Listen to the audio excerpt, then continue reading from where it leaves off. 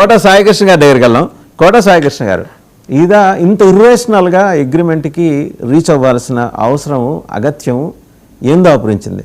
మన పక్కనున్న ఉగ్రవాద ప్రాంతం, దాని దేశం అన్ను పాకిస్తాన్, ఆయన డిఫెన్స్ మినిస్టర్ వాళ్ళ నేషనల్ అసెంబ్లీలో మాట్లాడుతూ మనల్ని టిష్యూ పేపర్ లాగా వాడేసింది అమెరికా, కోలుకోలేని దెబ్బ కొట్టిందని ఆయన జ్ఞాననేత్రం ఇచ్చుకొని ఆ కళ్ళు విప్పారి వాళ్ళకి తెలిసి వచ్చింది, తెప్పరిల్లారు. ఆ పాటి జ్ఞానం కూడా మనకు లేకుండా పోయిందా? రైట్ వాసుదేవన్ గారు, మీతో పాటు చర్చలో పాల్గొంటున్న ఇతర సభ్యులకి, ఈ చర్చని వీక్షిస్తున్న ప్రేక్షకులకి అందరికీ ముందుగా శుభోదయం. రైట్, ఫస్ట్ ఆఫ్ ఆల్ జ్ఞాననేత్రము, జ్ఞానోదయము దానిలోకి వెళ్లే ముందు గణాంకాలను ఒకసారి పరిశీలిద్దాం.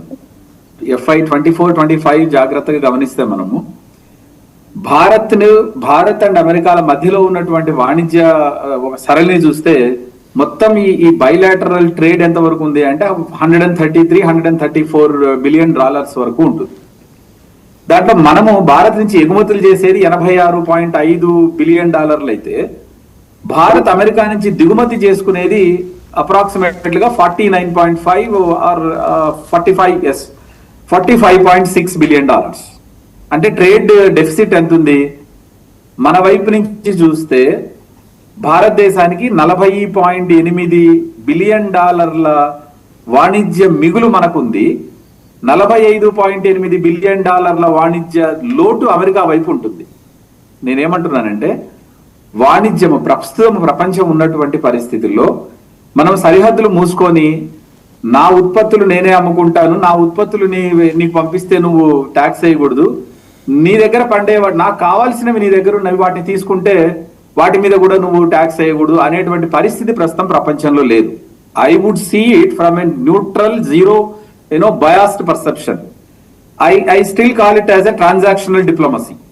ఇది ఒక ట్రాన్సాక్షనల్ డిప్లొమసీ. అట్లాగే స్ట్రాటజిక్ రీస్టార్ట్ అని కూడా అనుకోవచ్చు. ఎందుకంటే ట్రాన్సాక్షనల్ డిప్లొమసీ అని ఎందుకు అంటున్నానంటే, ఇప్పుడు ప్యూనిటివ్ ట్యాక్స్ టారిఫ్స్ ఉన్నాయి వాసుదేవన్ గారు. ఈ ప్యూనిటివ్ టారిఫ్స్ ఉన్నప్పుడు మనము 50% టారిఫ్ దగ్గర ఉన్నాం. Shall we continue with the same tempo? మనం ఇట్లాగా అనుకుంటూ ఈ టారిఫ్స్ ని ఇట్లాగే 50% దగ్గర, ఎందుకంటే డొనాల్డ్ ట్రంప్ ఉన్నంత వరకు అనిశ్చితమైన నిర్ణయాలే ఉంటాయి ఏ దేశం మీద అయినా. ఆయనకు నిన్న మీరు ఆయన ప్రకటనలు చూస్తే అర్థమవుతుంది.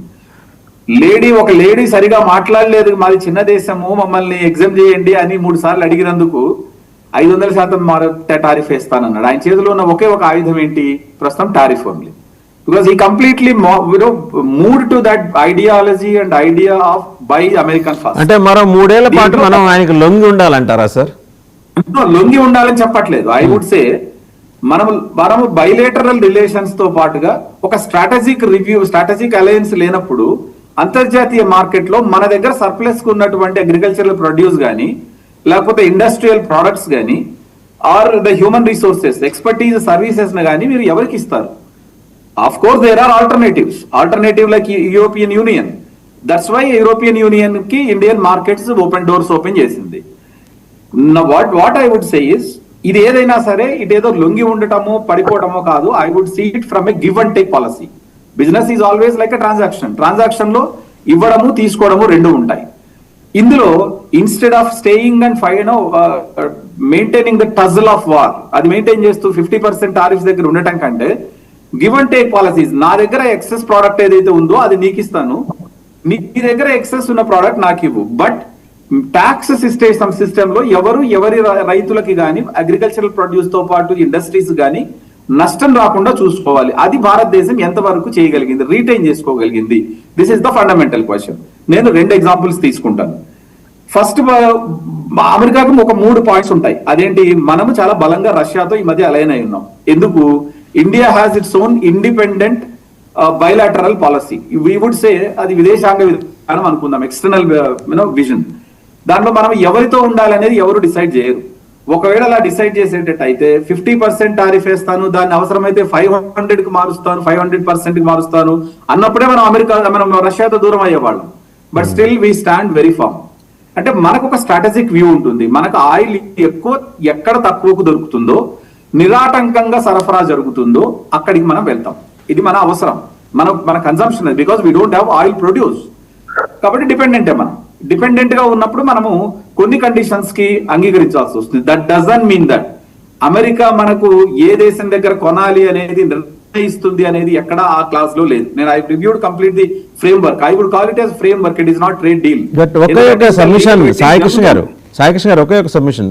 గఫూర్ గారు మాట్లాడుతూ ఆయన తెల్లవారుజామున గూగుల్ని సెర్చ్ చేస్తుండగా ఆయనకి ఒక పాయింట్ కనపడింది అన్నారు. ఏంటంటే రాబోయే రోజుల్లో అమెరికా చేసుకునే ఒప్పందాలకు అనుగుణంగానే, అంటే వాడు ట్యూన్ కడితే ఆ ట్యూన్కి అనుగుణంగా మనం డ్యాన్స్ చేయాలి, పాట పాడాలి. ఇది రాబోతోంది. ఇప్పుడు ఉన్న పరంగా కాదు కానీ రాబోయే రోజుల్లో చాలా సటిల్గా అన్ని పేపర్ల కింద ఆ ఫ్యాక్ట్ షీట్లో చివరి పాయింట్గా పెట్టేస్తారు చిన్న చిన్న అక్షరాలతో అనేది గఫూర్ గారి అబ్జర్వేషన్. ఐ డోంట్ నో అది నిజమా కాదని నాకు తెలియదు, అలాంటి జరగబోతోంది.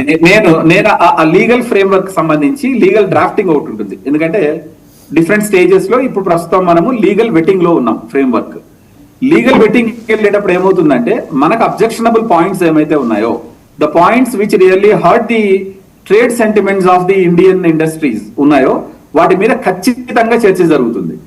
ఆ చర్చ జరిగినప్పుడు ఏమవుతుందంటే సర్టన్ క్లాసెస్ చాలా బలంగా భారతదేశం అబ్జెక్ట్ చేస్తుంది, తీయాల్సి వస్తుంది. ఐ వుడ్ సే, లేదా ఉదాహరణకి పల్సెస్ గురించి మాట్లాడారు.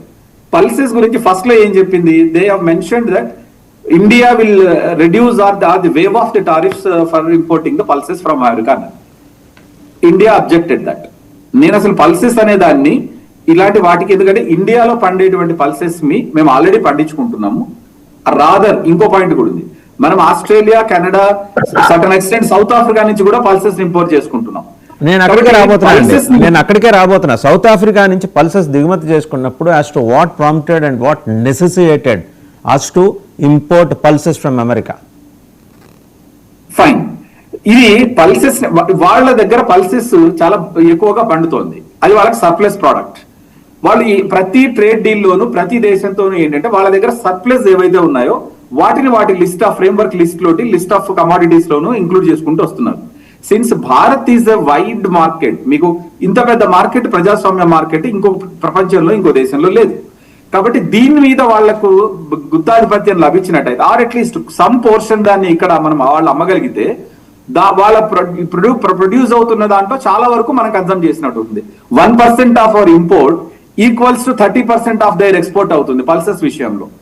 అంటే అంత ప్రొడ్యూస్ ని మనం 1% లో యూజ్ చేసినా కూడా అంత కన్సంప్షన్ కావాల్సి వస్తుంది. So that's why they targeted that. Then government set boss ఇట్లాంటి కుదరదు, పల్సెస్ విషయంలో మేము రాజీ పడము, we will not take any pulses. One more question మసన్ రావు గారి, జెనెటికల్లీ మాడిఫైడ్ ఆహార ఉత్పత్తుల్ని మన మీద వదిలి భారతదేశాన్ని వంధ్యత్వం దిశగా నడిపిస్తోంది అమెరికా అనే ఒక బలమైన ఆరోపణ కూడా వస్తుంది. సో అంటే వాడికి అక్కర్లేనివి వాడు విసర్జించినవి మనం ఎందుకు తీసుకోవాలి సార్? నేను ఒక కామన్ మ్యాన్ గా అడుగుతున్నా. నేను చాలా కామన్ గా చెప్తున్నా అర్థమయ్యే భాషలో. ఈ పల్సెస్ విషయంలో ఎంత అయితే గవర్నమెంట్ స్ట్రాంగ్ గా చేసిందో, అలాగే వ్యవసాయ ఉత్పత్తుల్లో పర్టికులర్ గా మీరు అడుగుతున్నటువంటి ఇవేవైతే ఉన్నాయో వాడికి అవసరం లేనివో లేదా జెనెటికల్లీ మాడిఫైడ్ జిఎం వర్షన్స్ తీసుకుంటారనేది the conditions were clearly spelled out. GM modified products, GM modified agricultural produce will not be entertained for. ఎవడు చూడొచ్చాడు సార్, వాడు ప్యాక్ చేసి పంపించిన తర్వాత ఇక్కడ టెస్ట్ చేసుకోవాలి, వాడి దగ్గర మనం వెళ్ళి ఎగ్జామిన్ చేసుకునే వెసులుబాటు, స్వేచ్ఛ లేవు కదా మనకి. వాడు ప్రపంచ పోలీస్ కదా. వాసుదేవన్ గారు నేను మీకు ఆ పాయింట్ దగ్గరికి వస్తున్నాను.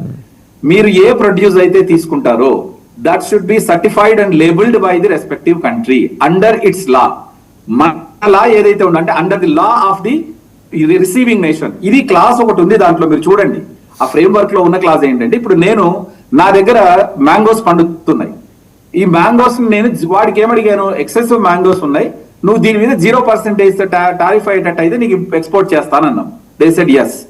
సో వాళ్ళు ఏం అడిగారు, దానికి నాకు దీనికి పెస్టిసైడ్స్ సర్టన్ లెవెల్లో మాత్రమే వాడినటువంటి లేబుల్ కావాలి, సర్టిఫై చేసి మీ లేబుల్ ఇచ్చి పంపించండి అన్నారు. ఇండియా సెడ్ మీరు ఏదైతే అది పల్సెస్ ని పంపిస్తానంటున్నారో మేము పల్సెస్ తీసుకోము, కానీ ట్రీ నట్స్ తీసుకుంటాము. ఈ ట్రీ నట్స్ లైక్ వాల్నట్ కానివ్వండి, ఇట్లాంటి వాటివి తీసుకుంటాం మనం. అవి తీసుకున్నప్పుడు వాటి మీద మీరు సర్టిఫైడ్ లేబుల్ ఉండాలి. Your organisation, scientific organisation to test and confirm that these are genetically not modified అనేది ఉండాలి అనేది. So what I mean to say is, ఇందులో మనం ఏదైతే ఎక్స్పోర్ట్ చేస్తున్నామో, ఏ పాలసీ అయితే ఫాలో అవుతామో, మనం ఇంపోర్ట్ చేసుకునే వాటి మీద కూడా అదే పాలసీస్ మనము ఫాలో అవుతాము. I don't see that it is like surrendering to the one country. It is like protecting the interests of both the countries and coming to a common deal. ఎందుకు ఇది అంటే కూడా ఇప్పుడు ప్రభుత్వానికి మనకు బోయింగ్ విమానాలు కావాలి వాసుదేవన్ గారు, సింపుల్ క్వశ్చన్. బోయింగ్ విమానాలు మనం తయారు చేసే పరిస్థితిలో ఉన్నామా for the next 10 years also? Are we in the position to produce that in Boeing? Obviously we have to depend on one or the other country. ఏ కంట్రీ మీద డిపెండ్ అవుతారు? సో కాబట్టి అండ్ ఇంకో పాయింట్ నేను చెప్తున్నాను, $500 billion అనేది right away మనం కొంటామనే కన్ఫర్మేషన్ లేదు. It is Bharat intents to buy. నేను కొనాలనే ఉద్దేశంతో ఉన్నాను. పరిస్థితులు అనుకూలించకపోతే నాకు ఈ కొనాలనే ఉద్దేశం మారిపోవచ్చు. మరి గఫూర్ గారికి ఆ క్లాస్ ఎక్కడ కనిపించిందో గానీ that was completely dropped from the version, modified version లో అది డ్రాప్ చేయబడింది. నెంబర్ 1. నెంబర్ 2, ఈ పల్సెస్ విషయంలో కూడా దట్ క్లాస్ ఈస్ డ్రాప్డ్. మీరు చదువుకుంటారు రివైజ్డ్ వర్షన్. ఇంకొక థర్డ్ పాయింట్ ఉంది. ఇప్పుడు వ్యవసాయ ఉత్పత్తుల్లో పల్సెస్ కానివ్వండి, మనకు ఏవైతే అవసరం అంటే మన రైతుల ఇంట్రెస్ట్ ని ప్రొటెక్ట్ చేసేవి ఏవైతే ఉన్నాయో వాటిని జాబితా నుంచి తీసివేయబడింది. అండ్ దిస్ $500 billion ఏదైతే వాళ్ళు క్యాప్చర్ చేయాలనుకుంటున్నారో, ఇంటెండింగ్ టు బై అనేది ఉందో ట్రేడ్ ని, దాంట్లోంచి ఆ లిస్ట్ లోంచి తీసేశారు. అసలు అగ్రికల్చరల్ ప్రొడ్యూస్ అనే మాట తీసేశారు. దానివల్ల ఏమవుతుంది, స్ట్రాటజిక్ గా India could able to protect the interest of the Indian agricultural produce and the interest of the farmers. దీన్ని రిఫ్లెక్ట్ చేస్తూనే and I just take one more point also. The IT గురించి రాహుల్ గాంధీ గారు నేను మాట్లాడారు. IT is completely depend on the artificial intelligence. I absolutely agree with that point. ఐటీకి artificial intelligence ఇప్పుడు కొత్త transformation లో ఉన్నాం. ఈ ట్రాన్సిషన్ స్టేజ్ లో గఫూర్ గారు ఏమన్నారంటే టీసీఎస్ లాంటి ఇండియన్ కంపెనీలు లే ఆఫ్స్ అవుతున్నాయి అని. లే ఆఫ్స్ అవుతున్న విధానం చూస్తే మనకన్నా ఎక్కువ Microsoft, Google, Amazon web services ఇటువంటి కంపెనీల్లో లే ఆఫ్ చాలా తరచుగా జరుగుతున్నాయి. ఇంటర్నేషనల్ అమెరికన్ స్టాండర్డ్ తోటి అమెరికా మూలాలు కలిగిన కంపెనీల్లోనే ఏదైతే మనం డిపెండ్ అవుతున్నాం అనుకుంటున్నామో, AI started intruding in to the common services of the IT services where layoffs have become the common. Because అది అందిపుచ్చుకోలేని వాడు ఎవడైనా దాంట్లో సర్వైవ్ అవ్వలేడు. నెంబర్ 1. నెంబర్ 2, ఐటీలో మనము మొన్న బడ్జెట్ చూస్తే దాదాపుగా ఐటీ అండ్ ఐటీ ఇన్ఫ్రాస్ట్రక్చర్ కి 74,560 కోట్ల రూపాయలు కేటాయించడం జరిగింది. దాంతో పాటు ఒక మాట చెప్పారు, ఇవి భారత్ లో లోకలైజేషన్ ఆఫ్ ద డేటా. ఎందుకంటే 150 కోట్ల మంది ప్రజల డేటాని ఏదో దేశానికి సంబంధించిన డేటా సెంటర్స్ లో డేటా స్టోర్ చేయడం అనేది ఇంకా కుదరదు. డేటా లోకలైజేషన్ జరగాలి. దాంతో పాటు క్రాస్ బార్డర్ డేటా ఫ్లోస్ ఉంటాయి. ఈ క్రాస్ బార్డర్ డేటా ఫ్లోస్ కావాలి అంటే మనం డేటా సెంటర్స్ కోసం ఎన్విడియా లాంటి హై ఎండ్ జిపియూస్ కావాలి మనకి. అవి మన దగ్గర లేవు. ఇది మనం ఇంపోర్ట్ చేసుకోవాలి. ఈ ట్రేడ్ డీల్ లో ఏం జరుగుతుంది, అటువంటి హై ఎండ్ జిపియూ సిస్టమ్స్ మీద టారిఫ్స్ రిడ్యూస్ చేయబడ్డాయి. దానివల్ల you can import more GPUs to start the localized data centers and you can retain the data here it's only. ఈ డేటా అమెరికాకు ఉపయోగపడటం కాదు, మన ప్రజల డేటా భారతదేశంలోనే ఉండాలి అనేటువంటి బలమైనటువంటి ఒక విధానం ప్రభుత్వం తీసుకుంది. అది ఏ ప్రభుత్వం అయినా దాన్ని మనం అంగీకరించాల్సిందే.